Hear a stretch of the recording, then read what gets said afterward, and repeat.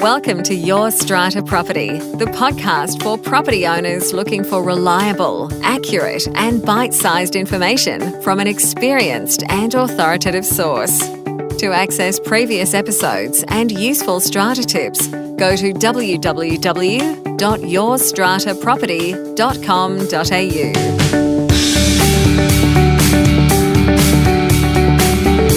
Hello and welcome. I'm Amanda Farmer and this is Your Strata Property.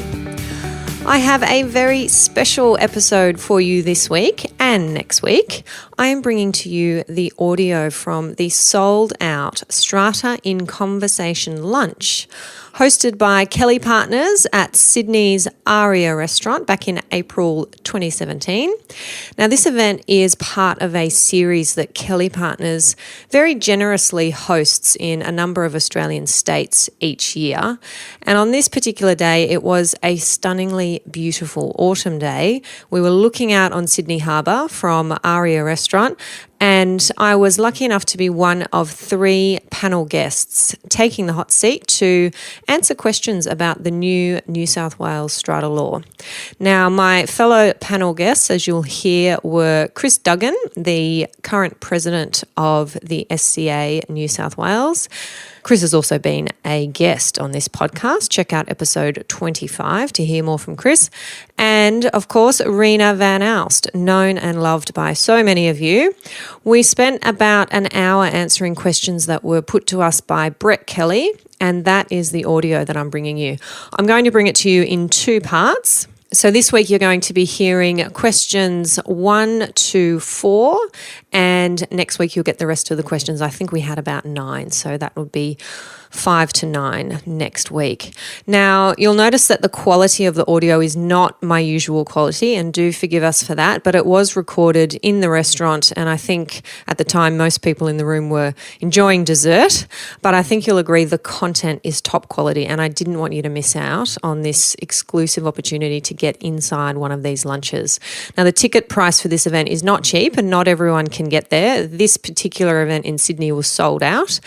So I do extend my gratitude to Kelly Partners for recording the event, for allowing me to record my audio also, and for encouraging the publication of this audio on the podcast.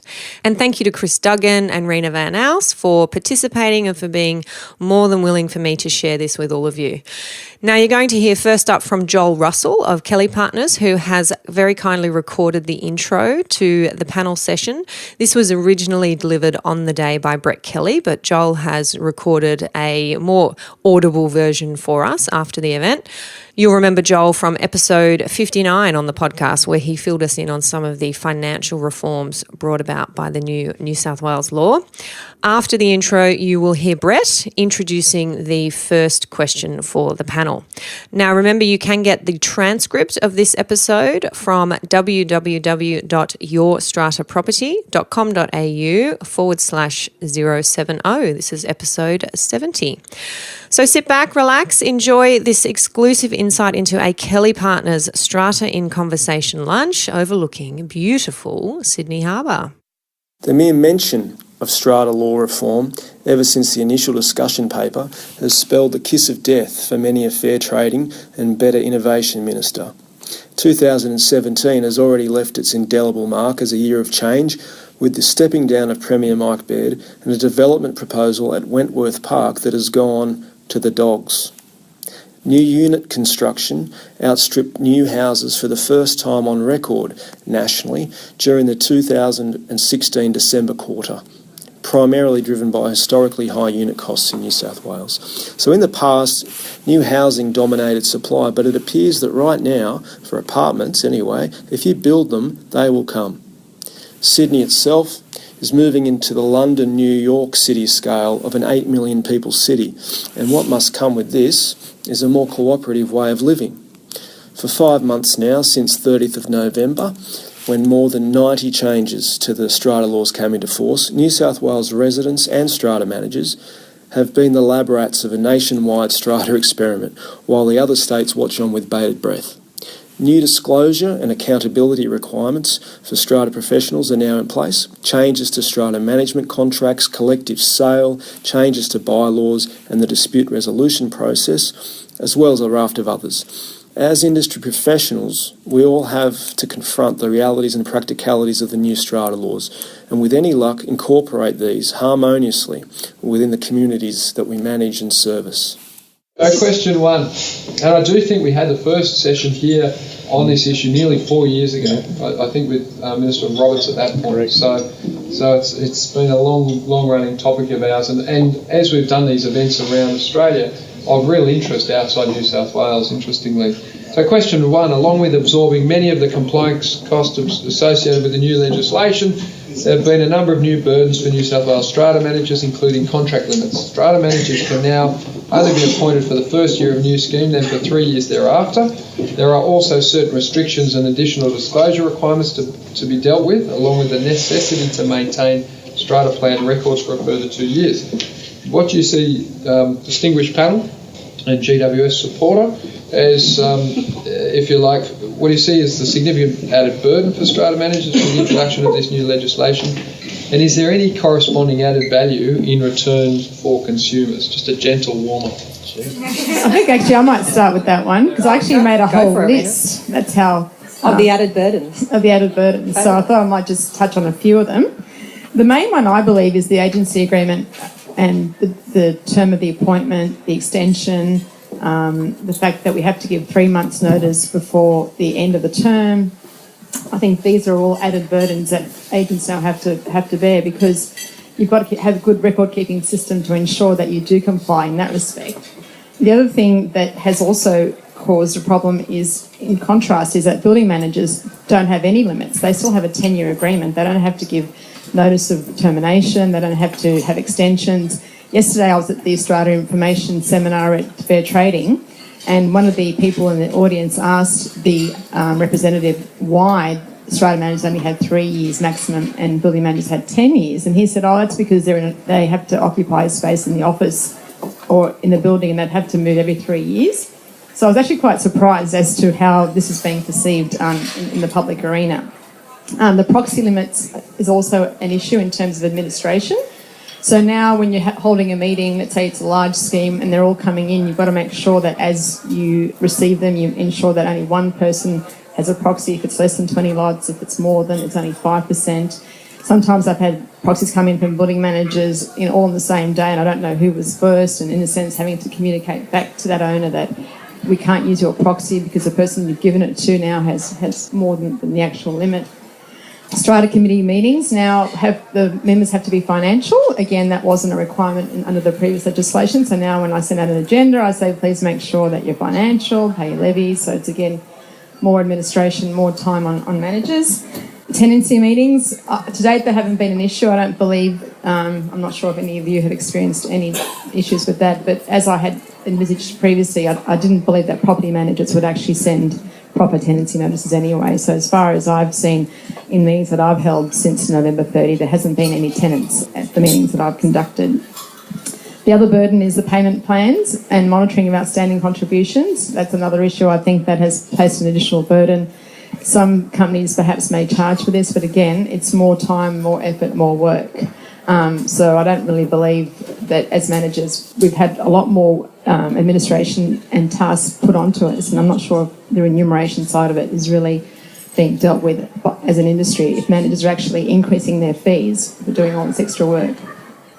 I might just jump in there, Rena. I think it was Michael Tees at a conference I attended once who said, when I have my strata manager hat on, because Michael is a lawyer as well as a strata manager, when I have my strata manager hat on and I'm charging $60 an hour, nobody likes my suggestions, nobody listens to me, and nobody thinks I know what I'm talking about.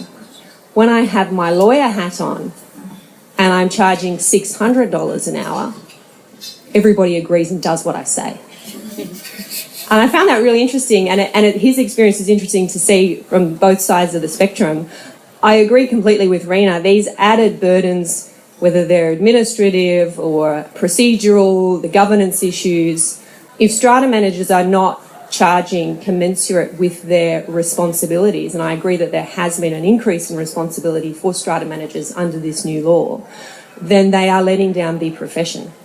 And in letting down the profession, and I call it a profession because it should be, they are letting down the clients, the customers, the owners, because they're not going to be able to provide that level of service that they need to, A, to comply with the law, and B, to make sure we have good, functional working communities. So something that I picked out doing some workshops around for strata managers was that you now have to have this, what I think used to be called, before I was even in the sector, a minute of delegation. Every time you exercised a delegated function, you had to record. And some strata managers who've been around for a while will say, Amanda, we've always done this. We had the carbon copy. We had a copy for us, a copy for the client, and a copy for the file. And we would always record our exercise of delegated functions. Well, that's now in the new Act, saying that every time you exercise a function, you must record it, keep that record, and if the building asks for it, you have to produce it. Strata managers are saying to me, Amanda, how can we do that? That's every phone call, that's everything we do, that's every email. I said, welcome to life as a lawyer. That's what we do. We keep timesheets and we charge for them. Just to, I guess, from a manager's perspective and to summarise a lot of the key issues that Rena's raised, compliance does equal complexity, and complexity, is obviously related to cost. And we're in this new world environment. We're in the space of upskilling an entire industry around new legislation. It's exciting, it's challenging, it's daunting. And there has been corresponding cost to management businesses, and we've all seen that play out. We've all seen it in our own businesses, but it's also been embraced very heavily, particularly by a lot of the businesses in this room, around upskilling, retooling and re-engineering processes. Now, those things are ultimately going to be to the benefit of us and the consumer and assist the professionalism. So there are many things with legislation that the management sector could have issue with. I mean, we're the only ones who are targeted around contract compliance in terms of tenure. Limitations around first AGMs, connotations around connected persons. These are all things that we can obviously lament around the new legislation, but they're also big opportunities to say we can now take the next step towards professionalism, towards better billing, to more transparent services. And as an industry, I think we've done that amazingly in the past 6 months. So yes, there is an added cost. The consumer is paying more and will pay more for compliance under new legislation. That's not necessarily a bad thing, because we're dealing with very complicated schemes with massive amounts of trust funds, with huge amounts of professional services required. So the more we can move along that spectrum and embrace it, along with the pain that comes with it, the better the industry will be. So guys, just what comes to mind from there is how much communication has gone out about that to the client? Fair Trading, to their credit, has done an incredible job on communicating the changes to the laws, and they've invested very heavily. But there is obviously going to be idiosyncrasies of the way every company communicates that. I think, to the credit of the companies in the room and the sector more generally, the communication has been excellent. It's prompted and forced us to hold information sessions, to have a look at the way we do agendas, to reskill managers around process. And the one thing that I can tell you is it's a great leveller and very humbling to be interpreting the Act at the same time as the consumer. And so it's meant that you have to be hungrier to learn, and you have to go out there and be a bit cleverer, because you can't rely simply on the fact that it's been that way for 20 years. Excellent. So question 2, this is an interesting one. There's a community title estate in Sydney made up of multiple high-rise buildings that bans children under 13 playing on all common property without a resident adult over 21. This is an interesting one. The common property includes parks, basketball and tennis courts. Residents were anticipated to be singles and couples, but families now constitute the majority of the estate. The Act now specifically prohibits passing bylaws that are harsh, unconscionable or oppressive. Would this be an example of a harsh, unconscionable or oppressive bylaw? Feels very loaded. What are your thoughts in relation to determining... Sounds very legal. ...the criteria that would meet such a test? We got any lawyers? This advice is general in nature only and cannot be relied on. Where's my disclaimer? I think I have heard this about this bylaw before, and I heard about it from Kathy Sherry. I'm not sure if that's where you might have got it from. Kathy Sherry being a University of New South Wales academic who probably many in the room know, and she's just published her book about bylaws, which is an excellent book, and we had a fabulous chat on my podcast about bylaws giving private citizens the right to govern their neighbours, which is just unheard of in property law. And that's why she finds it so interesting, and I do too. To answer the question, I absolutely think that this would be a harsh, unconscionable or unreasonable bylaw. Another really good example, and I'm a bit nervous when I say this because I'm drafting these bylaws a lot, is relevant to smoking and whether you can ban smoking throughout an entire building, not just smoking on the common property, smoking within lots, because we all know how hard it is to contain smoke, especially in more modern buildings where the construction may not be as it should be, and it's very easy for things like smoke to permeate through walls. I have a lot of buildings approaching me saying, Amanda, great, we know you've got this smoking bylaw and says can't smoke on common property, can't have smoke drift, but we want to stop people smoking inside their lots. And I said, you know what? I'll draft it for you. And I will defend that bylaw in the tribunal, and I will rely on evidence from the Cancer Council that says that even smokers want to smoke less and would love to be restricted from smoking inside their own homes. And I think that could well be challenged as a harsh, unjust or unconscionable, I forget the words, bylaw. But I think there's good reasons for a bylaw of that sort. A bylaw that bans children playing on the common property under 13 unless they're supervised by an adult over 21, kind of bizarre. And I'm not sure that there would be a good argument in favour of that bylaw, unlike my smoking bylaw. Can I say, it all comes back to how managers in most cases can pragmatically advise, because ultimately who's in the middle of that dispute and who will be forced to send the notice to the 17-year-old kid who's minding their brother, and it's the manager in the middle.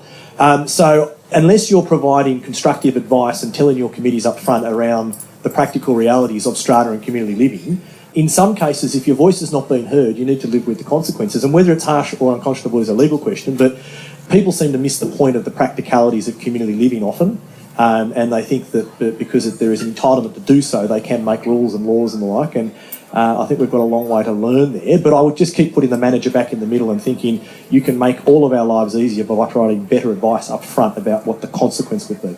But I also think that, children at school who are 13 or under would normally have an adult looking after them. So again, you've got to actually think of, well, in the playground there'd be a teacher, I would assume. I don't have any children, so I can't speak, but I think that there would be a teacher in a playground. So, and as Chris just mentioned, in terms of the manager and their role, that's also got to be taken into account. So we have to sort of consider not just the people that have children, the people that don't have children as well. I think that in community living, it's trying to cater for all people, and this is where I think where it becomes unstuck.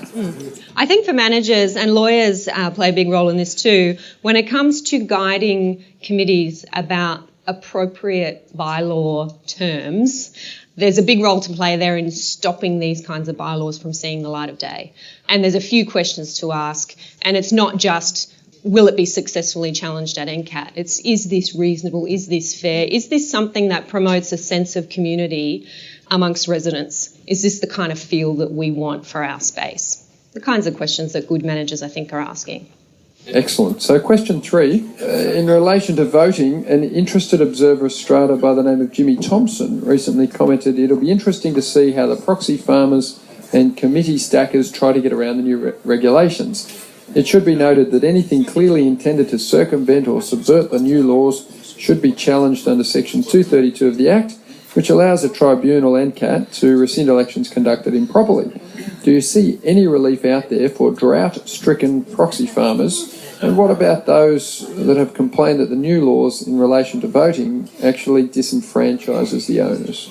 I've got a two-part sort of view of that. So coupled with that was obviously the loosening of the quorum requirements, which in part has sped up the process. Yes, if you miss your opportunity to attend that meeting, you may miss your opportunity to vote, but that's life and people need to become accustomed to that.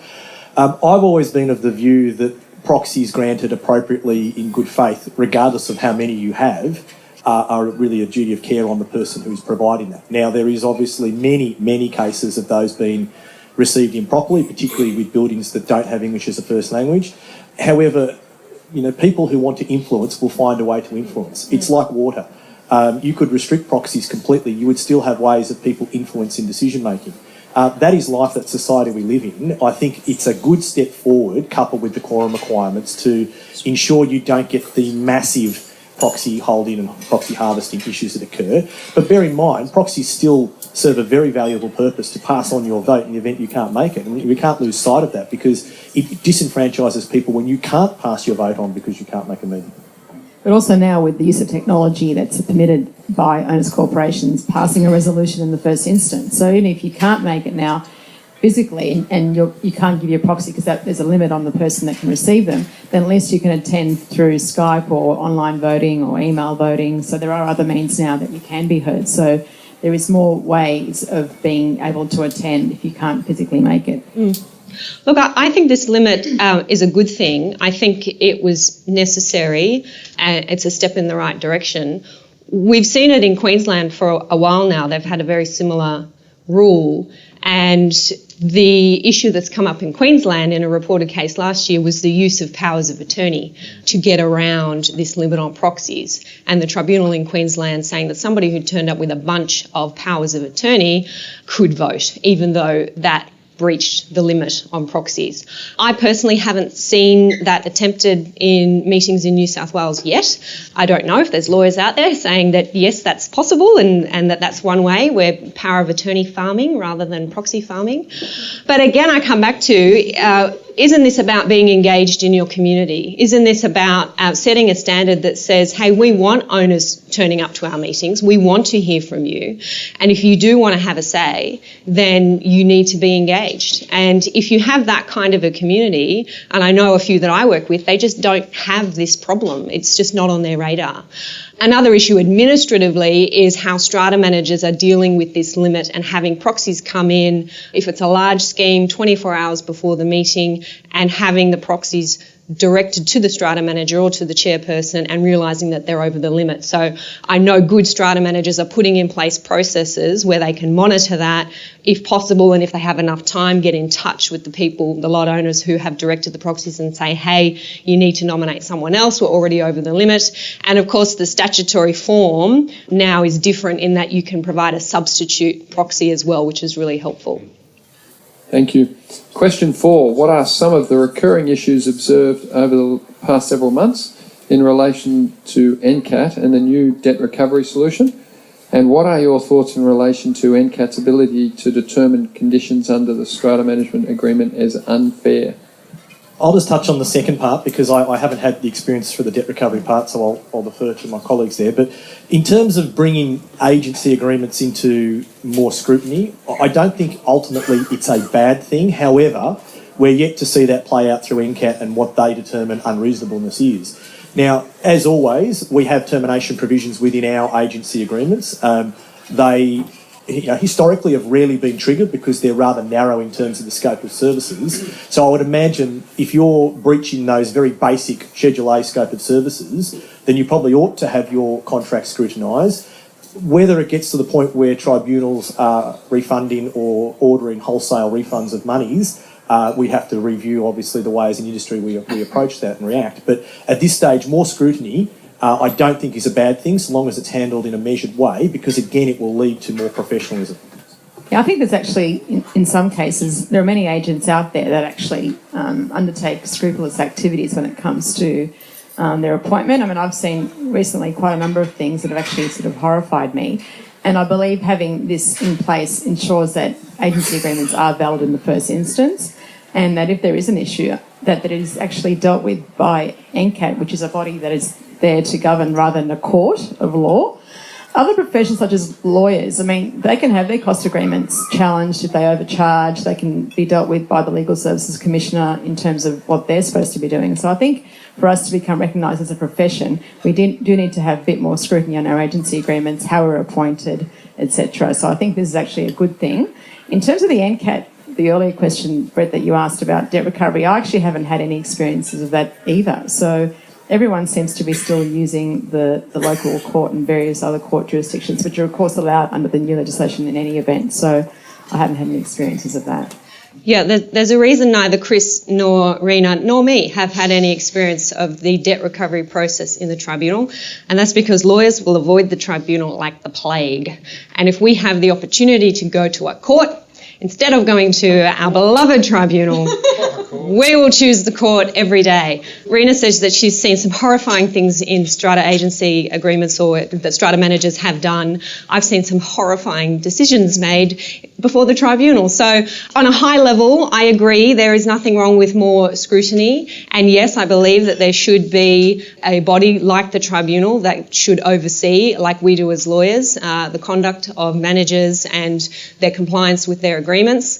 I'm a little bit nervous that that body is going to be the tribunal, simply because we have some crazy stuff come out of that place. And I know recently attending Hamilton Island, the Australian College of Lawyers, Community Lawyers Conference, and hearing from lawyers across the country, the tribunals in each state struggle with having good, strong members who know what they're talking about when it comes to strata and community titles. So the tribunal has a lot of work to do there. But yes, as Chris says, let's wait and see what comes out when we see a few cases go before and see if we think that's good for the sector or not. We're all watching and waiting. And that was part 1 of this special series, bringing you the audio from Kelly Partners' Strata in Conversation lunch held in Sydney in April. I hope you've enjoyed it so far. Don't forget to tune in next week for part 2, where we get into questions about building defects, collective sale and renewal, short-term letting and more. Don't forget to grab the transcript of this week's episode over at yourstrataproperty.com.au/070. Catch you next week. Thank you for listening to Your Strata Property, the podcast which consistently delivers to property owners reliable and accurate information about their strata property. You can access all the information below this episode via the show notes at www.yourstrataproperty.com.au. You can also ask questions in the comments section, which Amanda will answer in her upcoming episodes. How can Amanda help you today?